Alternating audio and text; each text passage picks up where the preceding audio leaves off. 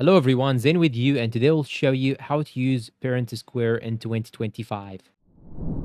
Now here, as you can see, I have logged in using my own account, and you need to know that you can actually communicate through ParentSquare by using three methods. The first method is by using the posts, alerts, and the messages, the direct messages. So here, as you can see here in the desktop version, you have the posts, messages, and alerts right here. First, let's talk about the posts. As an admin and ParentSquare, you know exactly what's going on at your school and have full access and insight into all school to home communication. You can also send out messages to the entire school, or you can send the specific grade levels, classrooms, or groups. In ParentSquare, it integrates and sync on a rightly basis with your student information system to ensure accurate reach at all times and minimal effort for all users. Now let's start by sending out an emergency alert from the application.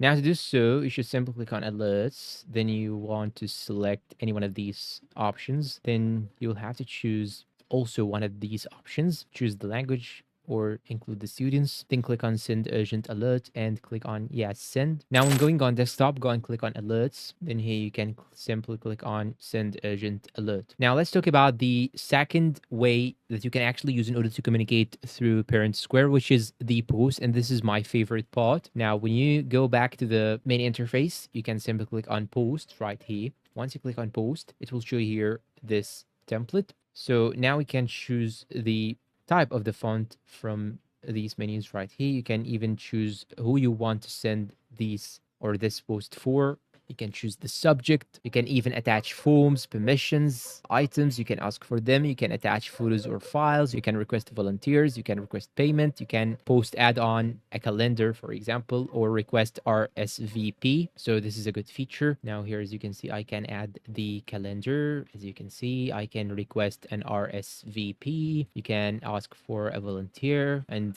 type here the number needed and the task time. You can even ask for a payment. So this is the good thing with ParentSquare. Now I will go back. Now here, as you can see, I can send the message to a specific one right here. So I'm sending it to this one. You can even add additional questions like these questions right here. You can also send out newsletters with the newsletter template option. You can find it just right here. Here you have newsletter on the top right side here. So here, as you can see, you have the template. Now the third option that you can actually use in order to communicate by using ParentSquare is the direct messages. You can direct message only one person or even a group. So it's just like WhatsApp, Viber, or any other communication platforms, but all in one platform, which is ParentSquare all-in-one platform. You can use it only for school affairs and so on. And the good thing is that it even gives you analytics. So here, as you can see, we have some analytics. Here we have the user permissions in addition to some tables that are very important. So I hope this video is useful to you all, guys. And if you have any questions, you can drop them down below in the comments. I read all the comments, do not worry. And that is it. I hope it was useful to you all, guys. Please support us with a like, subscribe, because it really matters. And if you have any questions, drop them down below. Thank you for watching and goodbye.